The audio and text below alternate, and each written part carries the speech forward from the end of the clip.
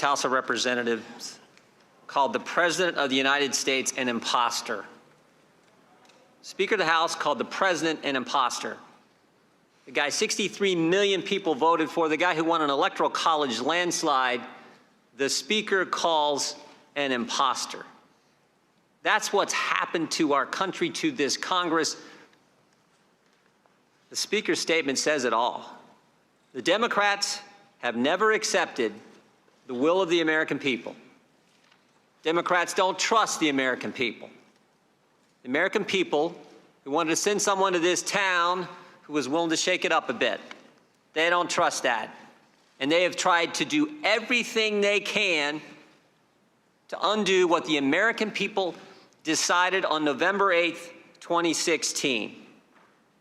They've been out to get the president since the day he was elected. The whistleblower's lawyer, the whistleblower's legal team said this, January 30th, 2017. President been in office about a week. Coup has started. First of many steps. Next sentence, impeachment will follow ultimately.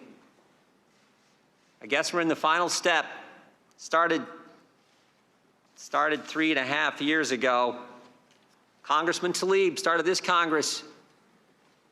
First day of Congress said, impeach the president. Representative Green said, if we don't impeach him, the president's going to win re-election. We got to do it. Most importantly, 5 Democrat members of this committee voted to move forward with impeachment before the phone call ever happened.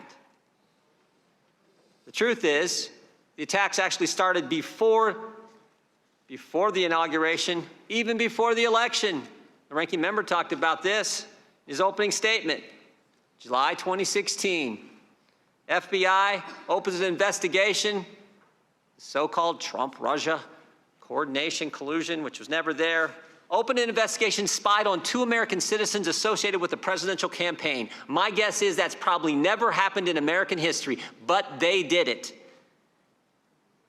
And for 10 months, Jim Comey's FBI investigated the president. Guess what? After 10 months, they had nothing. And you know why we know that? Because when we deposed Mr. Comey last Congress, he told us they didn't have a thing.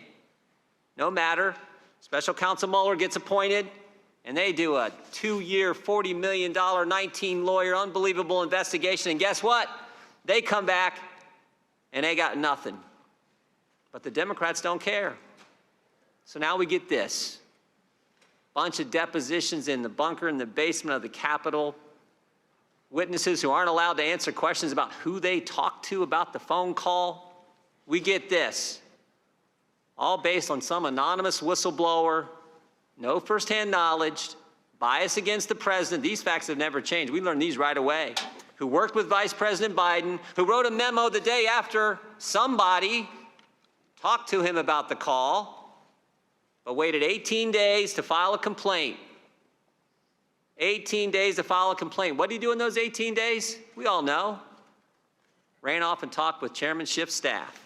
And then hired the legal team that I just talked about. One of the steps in the whole impeachment coup, as his legal team has said. This is scary what these guys are putting our country through. It is sad, it is scary, it is wrong. And the good news is the American people see through it all. They know the facts are on the president's side. As Representative Stefanik said, 4 facts will never change. We got the transcript, which they never thought the president would release. Shows no coordination, no conditionality, no linkage. We got the 2 guys on the call, President Trump, President Zelensky, who have said, nothing wrong, no pressure, no pushing here. We got the fact the Ukrainians didn't even know aid was held up at the time of the call. And most importantly, we have yet to have one witness tell us that any evidence from anyone that President Zelensky did anything on investigations to get the aid released. Those facts will never change. The facts are on the president's side. The process is certainly not. It has been the most unfair process we have ever seen, and the American people understand it. Those 63 million Americans, they understand it, and frankly, I think a lot of others do as well. They see what this for what it is, and they know this is wrong, especially wrong, just 11 months before the next election. I yield back. Mr. Welch. Thank you.